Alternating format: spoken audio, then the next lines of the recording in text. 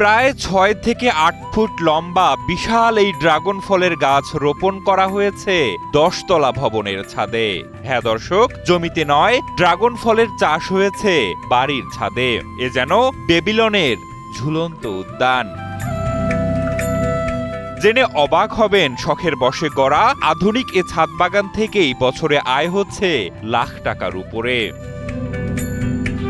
মাত্র কয়েকটি ড্রাগন ফলের গাছ দিয়ে যাত্রা শুরু করা এ ছাদ বাগানে বর্তমানে ৪৮০টি গাছ রয়েছে। তবে শুধু ড্রাগন ফলই নয়, এখানে চাষ করা হচ্ছে বিভিন্ন সবজিও। পাশাপাশি বস্তায় করে টমেটো, আদা, মরিচ সহ আরো অনেক কিছুর চাষ হচ্ছে। ১০ তলা ছাদ বা ৫ তলা ছাদ এরকম খালি আছে। আমি মনে করি যে সবাই যদি এরকম করে, তাহলে সবাই অক্সিজেনের জন্য এবং নির্ভেজাল ফল ফ্রুট খাওয়ার জন্য এবং শাকসবজি করতে পারে। তো এর জন্য সবাই উপকৃত হবে, ইনশাআল্লাহ নিজেরাও হবে এবং আশেপাশে যারা আছে তারাও হবে। ১০ শতাংশ জমির উপর নির্মিত ভবনের ছাদে ড্রাগন ফল চাষের জন্য তৈরি করা হয়েছে স্থায়ী টব। রাসায়নিক সারের পরিবর্তে ব্যবহার করা হচ্ছে জৈব সার। আর এভাবেই ছাদ বাগানে ড্রাগন ফল চাষ করে চমকে দিয়েছেন নারায়ণগঞ্জের সিদ্ধিরগঞ্জের চিটাগাং রোড খানকা এলাকার বাসিন্দা মুফতি আমিনুল ইসলাম। যেমন এই ছাদে মনে করুন গত বছরও আমি যেই পরিমাণ ফল উৎপাদন করছি, আলহামদুলিল্লাহ লাভবান। জানা যায় খ্রিস্টপূর্ব ৬০০ সালের দিকে নির্মিত হয়েছিল হ্যাঙ্গিং গার্ডেনস অব বেবিলন, যাকে মনে করা হয়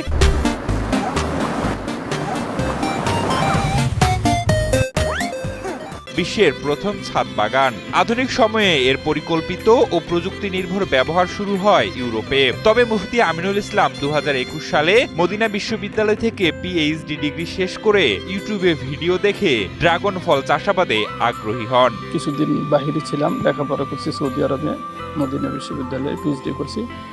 তখন দেশে আসার পরে আমার বাড়িতে একটা জায়গা আছে, ওইটাকে আমি বালু দিয়ে ভরট করি আর কি। করার পরে উপরে মাটি ফেলাইলে চিন্তা করি কিছু ফল ফ্রুটের গাছ লাগাবো। তো ইউটিউব চ্যানেলে ঘুরতে যায় ড্রাগন ফলের একটা ধারণা আসে, তখন ওখানে আমি ড্রাগন ফলের চাষ করি আর কি। বাণিজ্যিক কোনো পরিকল্পনা ছাড়াই ৫ বছর আগে এই ফল চাষ শুরু করলেও বর্তমানে বছরে ৬ থেকে ৭ বার পাকা ড্রাগন পান মুফতি আমিনুল ইসলাম। এই ফল অনেক পুষ্টিগুণে সমৃদ্ধ হওয়ায় বাজারে এর ব্যাপক চাহিদা। নিজেরা খেয়ে আত্মীয় স্বজনদের উপহার দিয়েও বছরে আয় করছেন লাখ টাকার উপরে, এমনটাই জানান মুফতি আমিনুল ইসলাম। যত আত্মীয় স্বজনকে বিলি করা, বন্ধু বান্ধবকে দেওয়া, সব এই বাগান থেকে দেয়। আর দেশেরটা সম্পূর্ণ কি হয়, বিক্রি হয়। তো তারপরও এইখান থেকে মনে করেন প্রায় লক্ষাধিক টাকার ফল বিক্রি হয়। এটা যেভাবে করতেছে আমাদের চোখের সামনে, আমরা ওই বিল্ডিংয়ে থাকি, তো যার কারণে আমাদের দেখাশোনার মধ্যে দেখছি যে ওনার মানে কোনো ফরমালিন কোনো দেওয়া হয় না এখানে, এবং কোনো টিয়া কোনো কিছু দেওয়া হয় না। খুব সুন্দরভাবে এটা পরিচর্যা করা হয়, যার কারণে আমরা একদম পিওরটা এটা আমরা পাইতেছি। সিদ্ধিরগঞ্জের এই এলাকায় অনেকেই ছাদ বাগানে ফুল, সবজি কিংবা ভিন্ন ভিন্ন গাছগাছালির চাষ করে সফল হলেও মুফতি আমিনুল ইসলাম ড্রাগন চাষ করে সফল হয়েছেন। তবে নতুন করে কেউ উদ্যোক্তা হলে তাদের সহযোগিতার আশ্বাস দেন সদর উপজেলা কৃষি কর্মকর্তা মাহমুদা হাসনাত। স্বল্প জায়গাও যে চাষ করা সম্ভব এবং এখান থেকে আয় করা সম্ভব, এটাও কিন্তু এটা অনন্য উদাহরণ।